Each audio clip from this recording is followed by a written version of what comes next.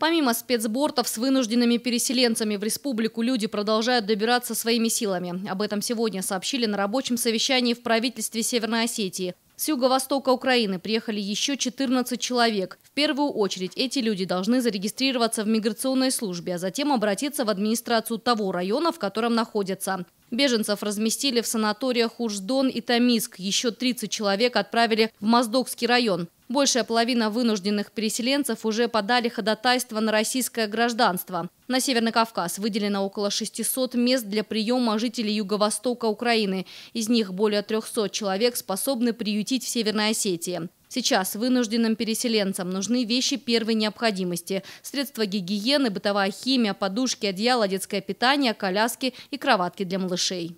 Сейчас, наверное, нужно в какой-то небольшой период оказать такую помощь. Можно обратиться за консультацией, где дадут все разъяснения, как проехать, куда проехать. Министерство труда и социального развития, телефон 5682. Пусть эти вещи будут новые, пусть их будет немного, пусть это будет один детский мячик, пусть это будет там какой-то комплект фломастеров или несколько пачек детского питания, но все должно быть новое в упаковке.